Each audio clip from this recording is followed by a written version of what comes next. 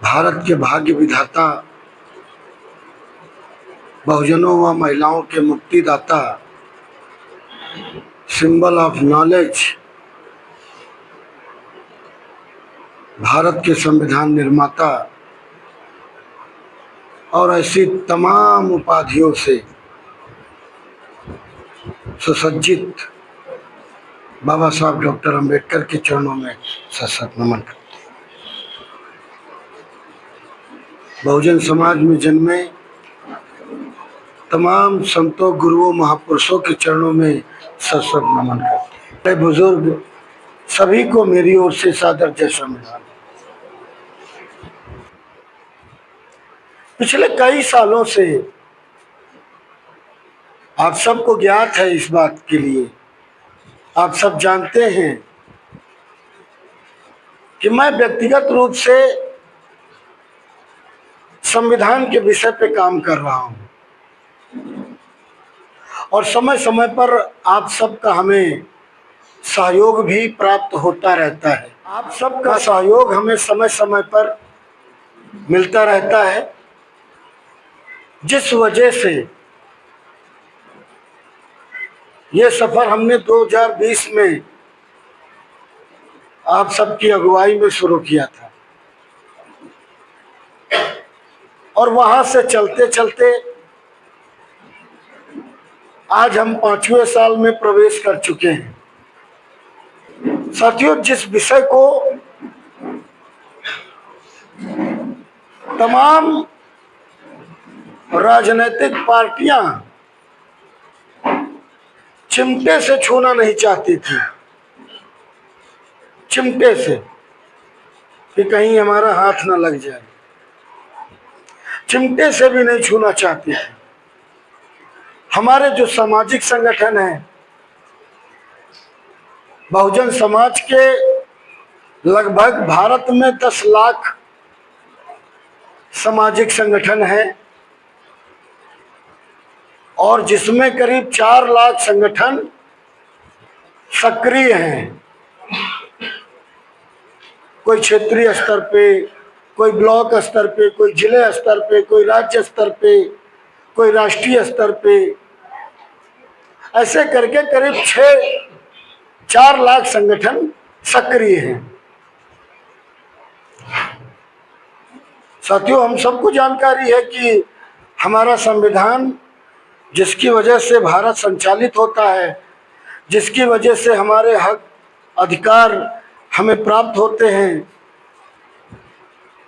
उसका जन्म 26 नवंबर 1949 को लगभग आज के 75 साल पहले पीछे हुआ था। 1952 में पहली जनता से चुनी हुई सरकार चुनी गई भारत में जनता के द्वारा। उसके बाद कभी भी राजनीतिक पार्टियों ने या भारत की सरकार ने या राज्यों की सरकारों ने तमाम अच्छे विषयों पर काम किए, हमारे चलने के लिए रास्ते बनाए, हम अंधेले में न रहे हमारे लिए बिजली लगवाई, गरीबों को आवास मिले, भूमिहीनों को भूमियां मिली, जमीनें मिली, शिक्षण संस्थानों के माध्यम से लोगों को शिक्षाएं मिली और संवैधानिक संस्थाओं में या निजी कार्यों में, निजी उद्योगों में, निजी व्यापारों में भारत के लोगों को रोजगार भी मिला। तमाम चीजें मिली जिससे हमारे जीवन में एकाएक बदलाव आने शुरू हुए।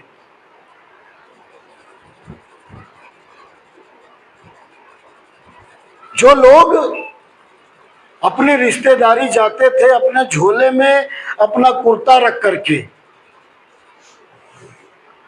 वो जब ससुराल के गांव के किनारे पहुंच जाते थे तब झोले से शिक्षण संस्थानों के माध्यम से लोगों को शिक्षाएं मिली और संवैधानिक संस्थाओं में या निजी कार्यों में, निजी उद्योगों में, निजी व्यापारों में भारत के लोगों को रोजगार भी मिला। तमाम चीजें मिली जिससे हमारे जीवन में एकाएक बदलाव आने शुरू हुए। जो लोग अपनी रिश्तेदारी जाते थे अपने झोले में अपना कुर्ता रख करके, वो जब ससुराल के गांव के किनारे पहुंच जाते थे तब झोले से निकाल के कुर्ता पहना करते थे। जो लोग किसी मोहल्ले में तथाकथित उच्च जातियों के लोग रहते थे तो उस मोहल्ले से जब गुजरते थे, एक तो पहले कि चप्पल पहनना ही नहीं जानते थे और जो लोग पहनना जानते थे तो वो हाथ में ले लेते थे।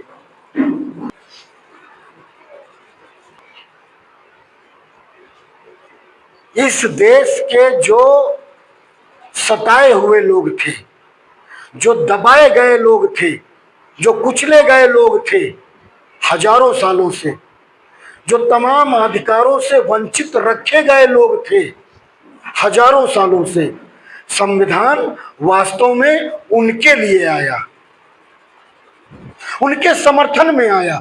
आया तो दोनों पक्षों के लिए, लेकिन उनके समर्थन में आया। और विरोध में किसके आया? हालांकि खुले रूप से संविधान किसी का विरोध नहीं करता, लेकिन जिसकी सोच गलत होगी, कोई अच्छी बात, दो व्यक्ति खड़े हैं, एक व्यक्ति गलत सोच रखता है, एक व्यक्ति अच्छी सोच रखता है और बात एक है, तो ये एक बात एक व्यक्ति के समर्थन में जाएगी और एक व्यक्ति के विरोध में जाएगी, दोनों के समर्थन में तो नहीं जाएगी। तो जो गलत विचारों के लोग थे उनके विरोध में संविधान गया और जो अच्छे लोग थे, दबे कुचले लोग थे, सताए गए लोग थे, पीड़ित लोग थे, उनके समर्थन में गया। आज तो ऐसे टोटी खोलो पानी निकलता है। एक दिन वो भी था जब 100-100 फुट की रस्सियां लगा करती थी, कुएं से पानी निकलता था और कुआं